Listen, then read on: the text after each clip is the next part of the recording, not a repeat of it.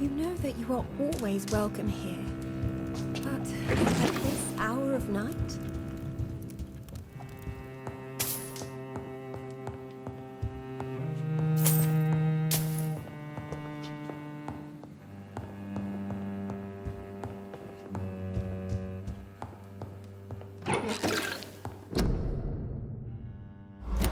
At least you survived the Great War. I feared the worst.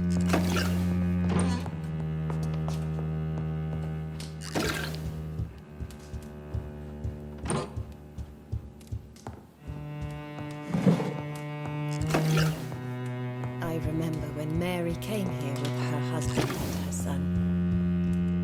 They were such a beautiful family.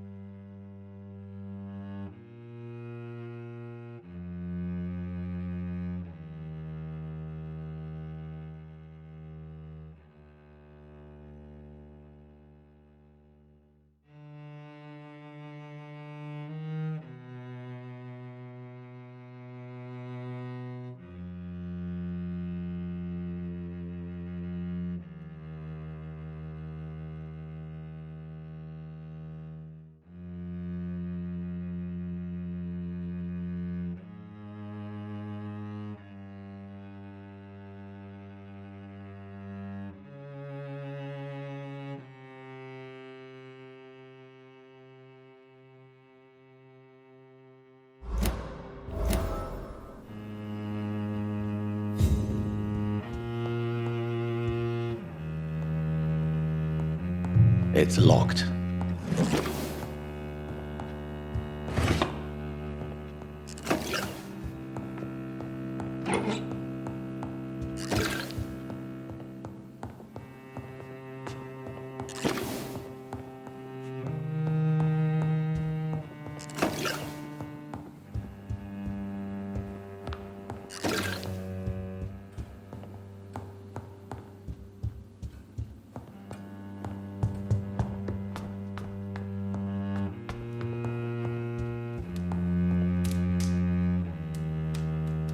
It's a pleasure to see you again, Venus. So you returned from the war in one piece too.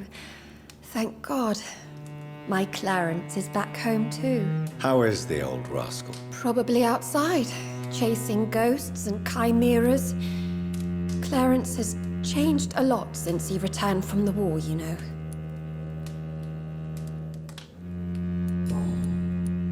How have you been since the last time we met? How long has it been? 3 years now? I've done my duty, like all British women. You have no idea what it was like to wait for months without knowing if I'd still be a wife or a widow. I understand. Luckily, this part of town has been saved from the worst of the bombings, from what I've seen. Yes, and it's also true about the epidemic. The flu has killed here too, of course, but not on such a large scale as in other parts of town. Venus, why do you worry so much about your family's reputation? Everyone laughs at Clarence now. And they avoid me because they believe I share his insane opinions. I'm a leper in my own community. Have you noticed anything peculiar about the neighborhood recently? You mean except for your return to town? No. Oh, and again, Jonathan. Please accept my condolences for your sister. Thank you, Venus. It was so sudden. And I've been so busy, I haven't spoken to anyone about it. I wish I could have assisted at the funeral, but you know, it's been so quick. And what with the epidemic in the streets? There's no need to apologize, my dear. It's normal, considering the circumstances. No, it's not. I am sure that Clarence has not even thought to present you his condolences. He is too busy with his penny dreadful stories. Why is my return so surprising? It's more an unexpected happy end than a surprise. You and Clarence, back from the war. You have no idea how hard it's been for me.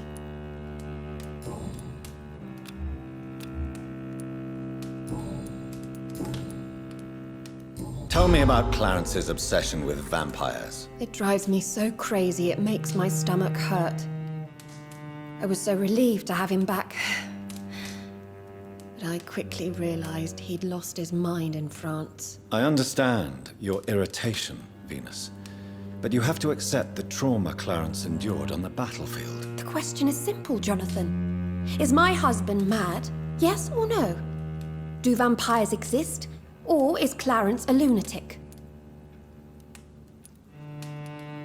So you don't believe Clarence? If poor Mary, bless her soul, had tried to convince you of the existence of bloody vampires, would you have believed her? Seriously? The important question is, what do you really think of your husband? I'm tough, Jonathan. He should have told me the horrors he witnessed, however appalling it was, instead of inventing a fantasy about blood-drinking monsters. What do you think about Clarence squandering his fortune on his obsession? Soon we'll be poor, and forced to sell the house. Where will we go? In which filthy, infected part of town will we end up? I'm so afraid.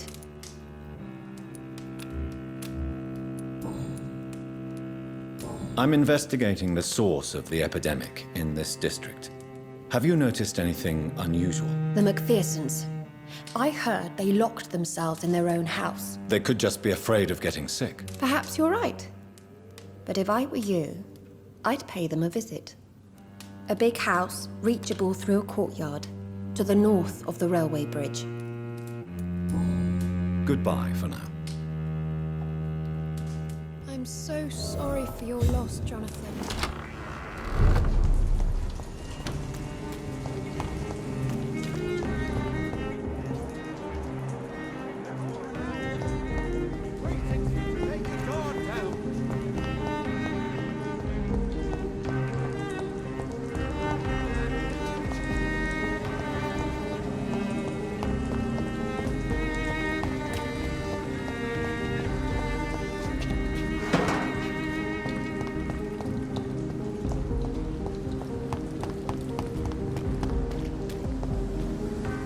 Good evening, old chap.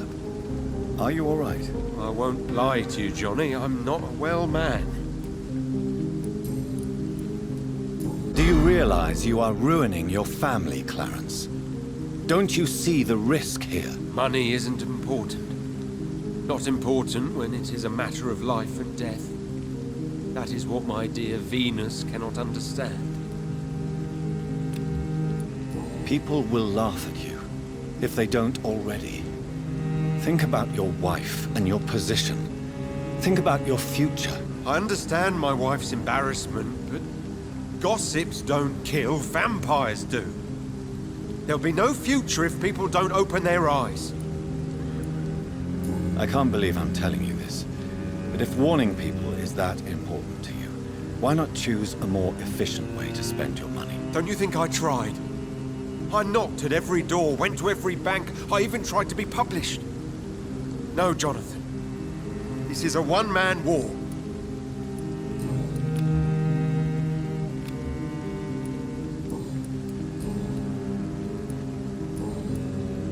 You need some rest, Clarence. You should try to sleep.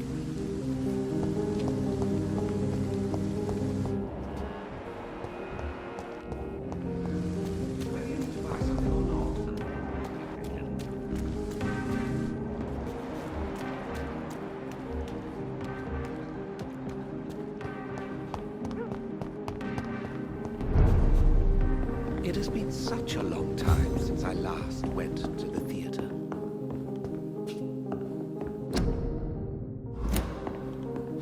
It's locked.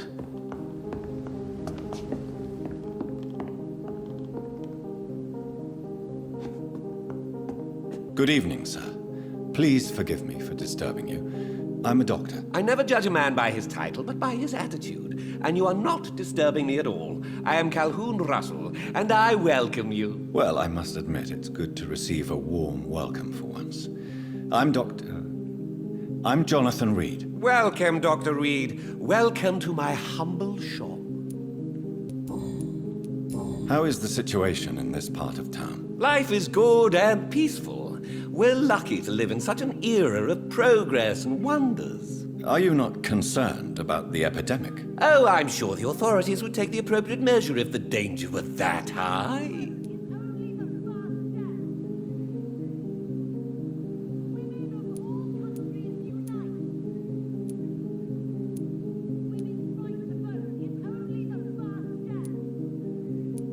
You cannot expect the newspapers to expose the truth while the war is still raging. I can assure you that the situation here is desperate. Well, that's news then. But I can't believe that things are that bad. Are you sure you're not exaggerating a bit? For the thrill of it? What can you tell me about this place? I recently found the best steak and kidney pie in the city. I'd be glad to share the address if you want. Finding a good restaurant? Is that really all that interests you? Oh, I have many passions, but nothing brings me ecstasy like subtle and exquisite flavors from my teeth to my belly. I must confess, I have quite specific tastes when it comes to nutrition. Really? Well, I'm always happy to try new exotic meals. If you ever find an intriguing table, please share the address.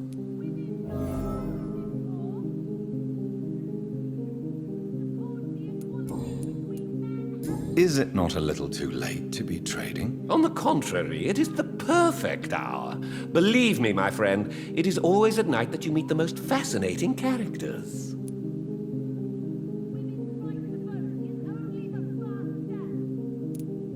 But what about the epidemic?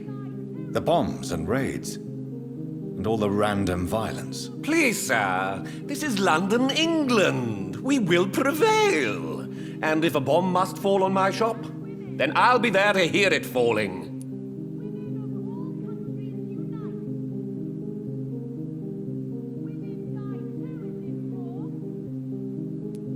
So you prefer to work at night? Oh, I also enjoy a sunny day like everybody else. But the night always has a certain je ne sais quoi of its own.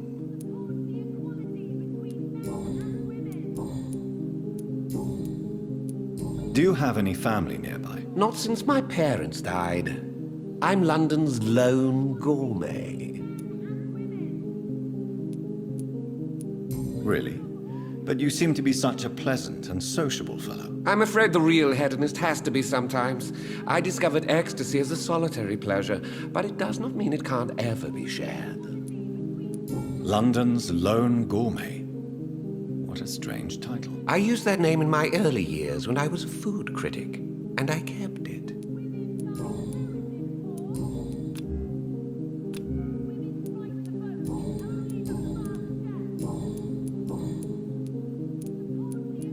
I'm investigating the source of the epidemic in this district. Have you noticed anything unusual? Not really. Wait, now that you mention it, I don't see the McPhersons in my favorite restaurants. They love delicate meals too, you understand. Thank you. It may be nothing, but I'll investigate anyway. Where do they live? They have a house in the southern part of the district, somewhere north of the railway bridge. There is a courtyard, if I remember rightly. I may have a look at your goods, Mr. Russell.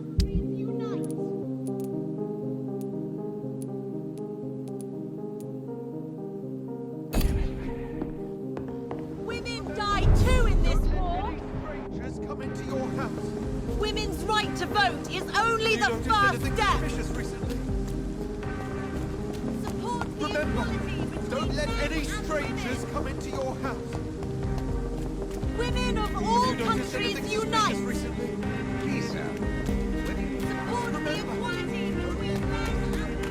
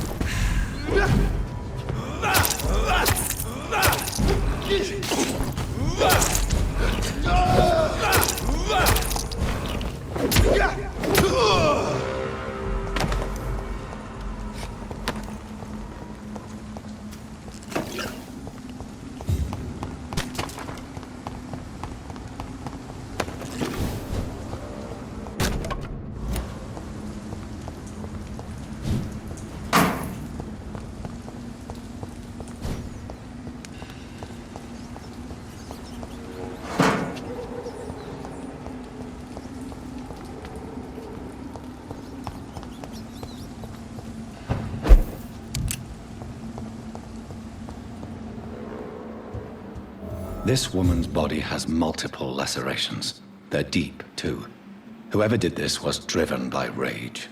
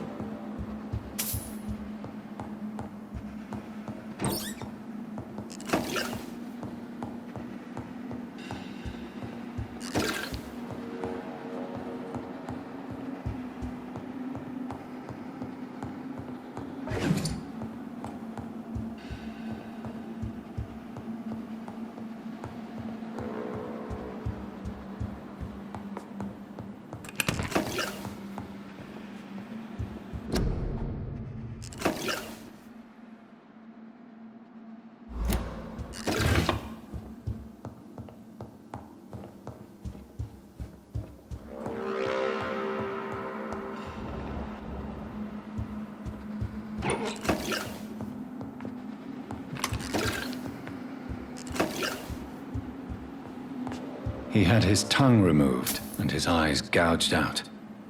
He was a victim of brutal torture.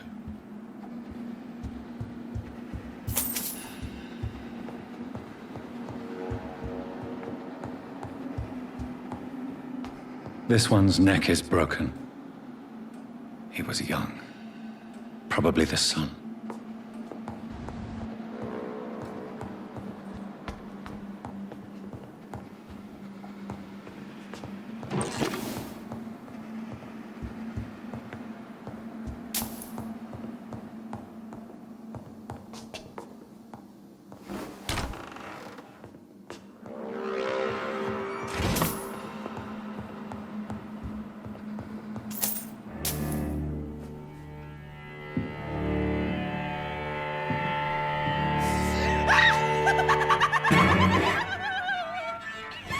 You thought I was dead too, didn't you?